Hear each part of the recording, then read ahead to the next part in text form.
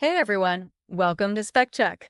Getting it right. Today we're diving into the nuts and bolts of setting specifications for measurement systems and beyond. Yep, and we're tackling the questions that get engineers scratching their heads. Like, what does it really mean for something to be in spec? And are all specs created equal, or are some missing important steps? Absolutely. We've all seen specs that say achieve 0.02 millimeter accuracy. But have you ever wondered what's the actual process for checking that? You set a target, but is there a real method for testing compliance? And what do you do if things don't quite match up? The big idea here springs from Deming's three classic questions. First, do you have a criterion? Second, do you have a test method to verify it? And do you know what you'll do with the test results? Your decision rule? Right. Most of us, always have the criterion part covered, but the other two often slide. Specs end up as numbers on a sheet, and everyone assumes things are good if the numbers hit. But is that really enough? So picture this. You're making a device to measure the dimension of a human eyeball. There's a requirement. Let's say 0.02 millimeter accuracy relative to the true size. Sounds straightforward, right? But how do you figure out what the true size even is? Yeah, kinda tricky. Eyeballs aren't exactly shaped like marbles. Everyone's got quirks and, bumps. So, if you need a reference, can you just measure a check target instead? What if that check target isn't as true as you hope? Exactly. Sometimes you use a check target, a block or a sphere with a supposed known dimension. But then you've got to ask, how is that reference value determined? Is it stable or does it drift over time? You could end up calibrating your device against something that's also changing. That'd be a headache. If your check target gets worn or expands with heat, the measurement you thought was perfect could, actually be off. So you might need a process to check the checker, right? Speaking of measurement, let's say your device doesn't always get it right the first time.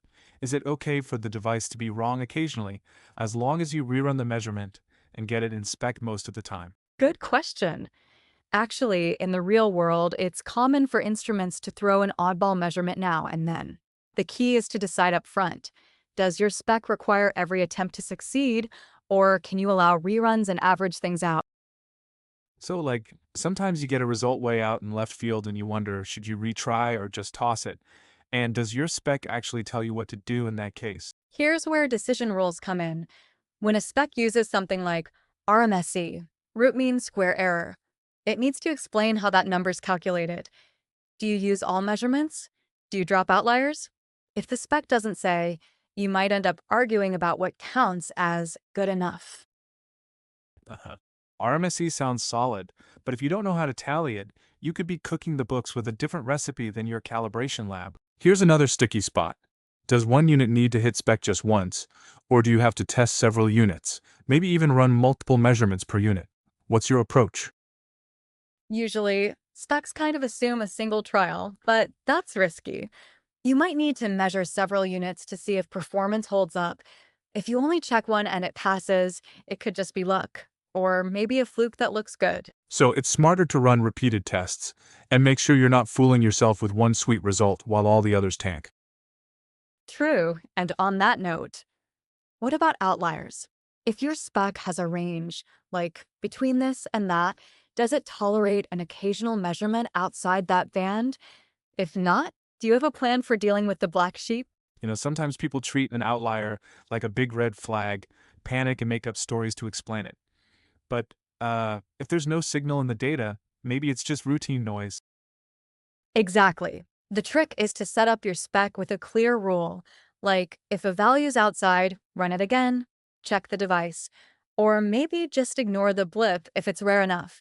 Near description encourages inappropriate actions, as the saying goes, but analysis, with context, helps you filter out the noise. So setting specs isn't just about picking a number.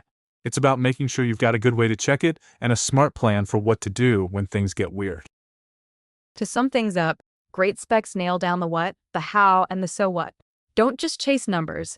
Think through your method and plan how you'll use the results. That makes measurement real, not just paperwork. If you set specs with all three Deming questions in mind, you'll save yourself headaches, wasted effort, and confusion. So, get it right from the start.